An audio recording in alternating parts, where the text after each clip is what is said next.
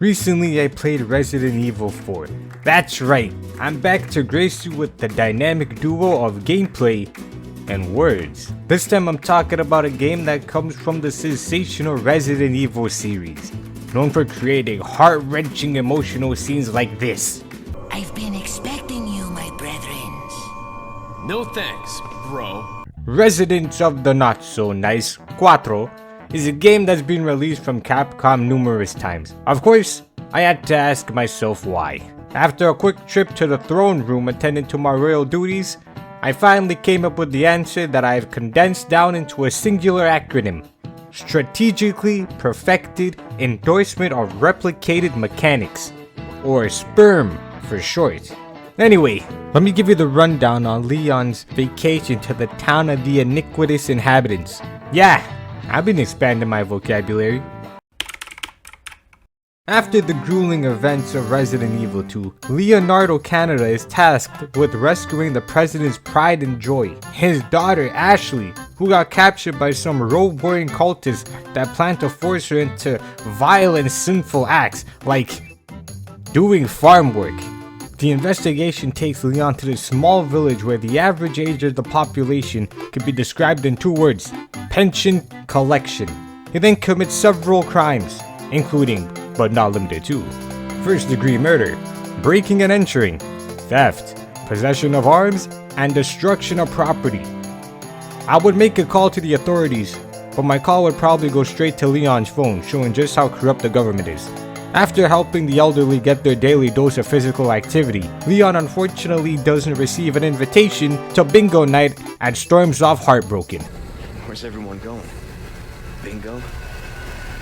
With no one to sing Kumbaya with, and being excluded from Lloyd Sadler's bingo night extravaganza, he continues his investigation, nearly dying by boom candles from the local extremists, and finding a new closeted best friend. He also finds out where all the village milk is gone, as the big cheese makes his appearance. The dairyman then injects Leon with a parasite. Must be to help his vision. After accidentally killing one of the locals during jump rope, Leon's now too deep in his life of crime. So, he wipes yet another village and proceeds to rob another house, because when you're already wanted for various illegalities, you might as well see how big the list can get. He then gets a surprise checkup from Captain Calcium. Ooh, look, doggy, fat dog, fat.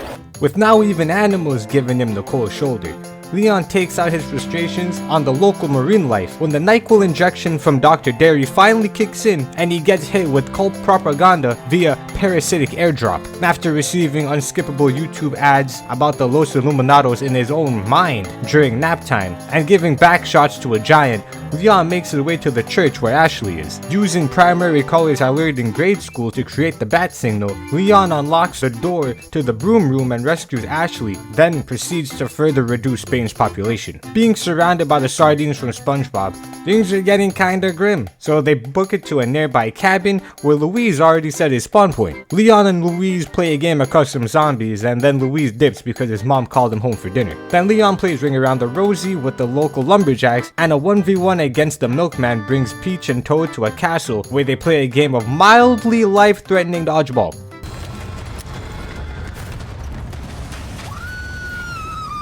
Ashley! Okay, it's a bit more fatal than I thought.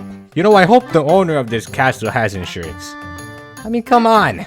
You got knocked. Now inside the castle, Jesse and James get a warm welcome from the HR department of the Creepy People Club, then get jumped by non-believers of hair. Now having dealt with basement security, successfully parkouring on chandeliers and thinking, Leon and Ashley find themselves in the Room of Doom, where my success as a player depends on how well I can stop Ashley from joining the Me Too movement. Ashley learns that knives can be used for more than spreading butter, and then runs away horrified because women are complicated. Speaking of women, you walk away now, and who knows? Maybe you'll live to meet me again. Listen up, Agent. We got an Ashley to save, so... fuck! Thinking! Lever? I don't even know her! Why did I say that? Hey, see? I told you we find her, and you didn't believe me. With Shaggy and Velma back together, they can finally solve the mystery of who's behind this massive amounts of dickheadery. But they gotta make it out of the maze with, oh, not again. Easy, Fido. Down, sit. Now in a completely different section of Castle Creepy, Leonidas and Ashley sit down at the dinner table and receive head. Now where have I heard that before?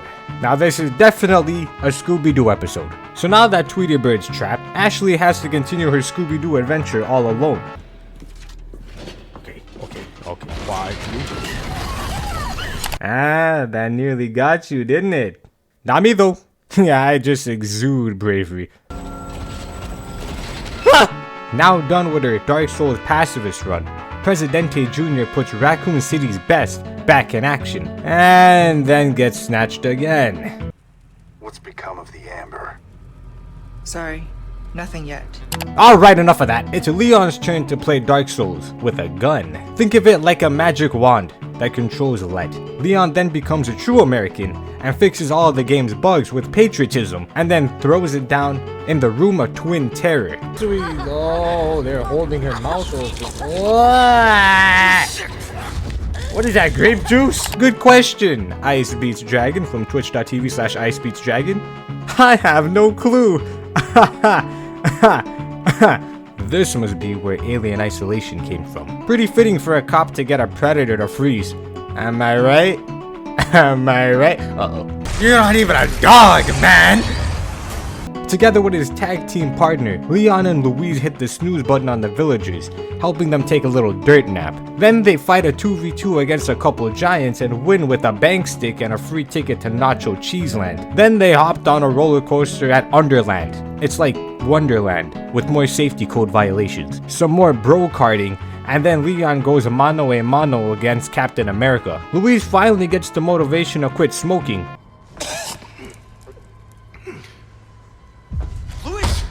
And breathing. Just kidding. He still smokes. In the clouds. Because he's dead. Once again, Leorio finds himself all alone, so he heads to the clock tower to participate in a game of King of the Hill on an elevator. Now it's time to face off against Short Stack Jack as he lets his inner demons become his outer form. With Dickhead Jones done and dusted, Ada gives Leon a quick ride before he Metal Gears around a military base with a solid snake, eventually running into the crack house version of the Michelin Man. These guys got 3 hearts. Must explain why they're so easy to bypass.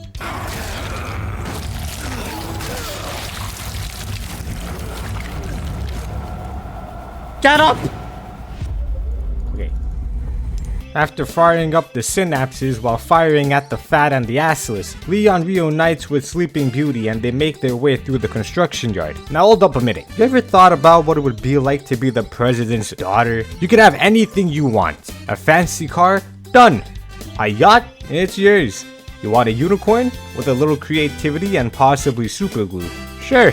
I bet the thought of a wrecking ball license didn't even tickle the wrinkle of your cerebrum. But not Ashley. She's built preposterously. Main character man and NPC woman run into the head honcho of the Unsanitary Incorporated, and he uses the force on Ashley before putting her on a narrative timeout again. Now Leon's gotta overcome a painful past by giving Krauser a deathly present, a few shots to the kneecap, and the fight's wrapped. It's time to light up another fortress, but this time with the help of Mike. Everything was going stupendously until Mike's pew-pew machines ran out of murder juice, leaving Leon to go the extra mile on his own.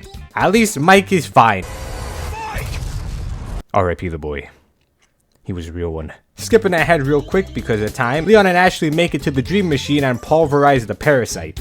After a long journey, it's time to finally put an end to the abominable asshole's viral virus of infection protection. Better get your cameras out for Leon, cause his story's about to be made. Get it? Like history, but I said his story. Screw it.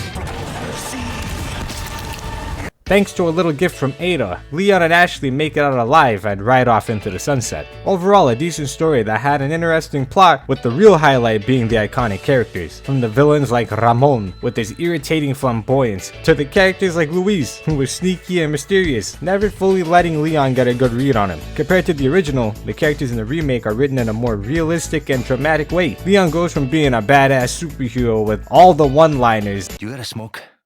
.com.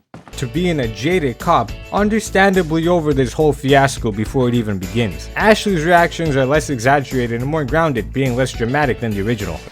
Leon, what's gonna happen to us? It also makes her less annoying. Louis still remains mysterious in the beginning, but it's much clearer that he wants to help you towards the end of the game. Ada hates your job, and I don't mean Ada, the cool spy agent woman. I mean the voice actress. She hates her job, and I can hear it. Luckily, I can hear Ada just fine with my eyes, too. Anyways, yeah.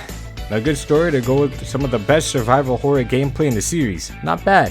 Gameplay! Like many games, the gameplay is split between combat and stuff you do when not in combat. Since I like talking about combat more, I'll save it for later. So for now, strap in. When Leon's not blasting the brain dead, the gameplay consists of two things: treasure hunting and puzzle solving. In every area of the map, there's a ton of items to find. From things like crafting components for ammo and healing potions, to hidden items like treasures that can be sold for gold, or even new weapons. Loot hunting isn't mandatory, but it helps to carry a little extra of the things you need. As your pockets start filling up, you need to start organizing your inventory in order to find new space for new items. It's a unique feature that makes you stay conscious of what you need and what you don't. You could always buy an inventory upgrade, sure, but you could also put those coins into boosting your weapons. The choice is yours. Also, in the remake, there's an auto sort button for those who don't want to play Tetris in their inventory. Now on to treasures. As I said earlier, you can find them and sell them. However, most treasures in the remake could be fitted with gems to increase their value. Gems come in 2 shapes and 5 colors, so have fun. Depending on the number of slots on the treasure, you can fit it with different colors for higher multipliers. This will help stretch the leather a little more when you decide to cash out. Don't think I forgot about the puzzles. Even though many of them have been changed from the original, there's still a load of puzzles to complete. Even the combat sections are like puzzles that have optimized routes that make combat easier once you learn them. While Capcom might not be throwing the Da Vinci Code at you, some puzzles can be challenging, while most are just there to break up the flow between combat sections. Easier or not, puzzles add a little spice to the game. That's an integral part of creating that RE flavor. Combat!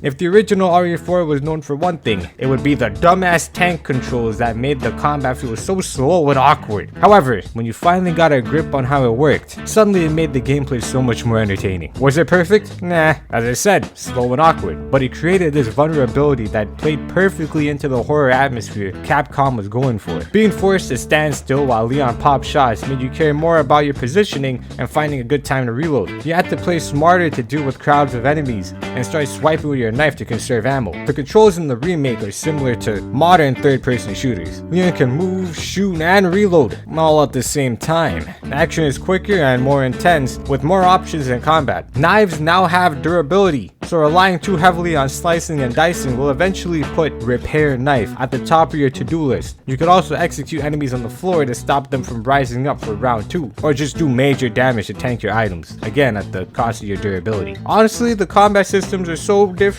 that you can't compare the two. Someone out there is gonna complain that the controls in the original are too clunky, or the new controls are too different and too easy, but it's only natural as you can't please everyone. The original is slower and more tactical, while the remake is quicker and just as intense. They're both great combat systems, in my humble opinion of course, that require you to learn and understand them. Plus, they keep the game's atmosphere consistent even when you're spraying with an SMG. All in all, the RE4 remake is a great game and did everything it needed to do. It took a classic game from the past with its iconic characters and story and sent it into the future with a facelift, slightly different narrative direction, and reworked combat for more players to enjoy. That's about all I got for now. So yeah, thanks for watching.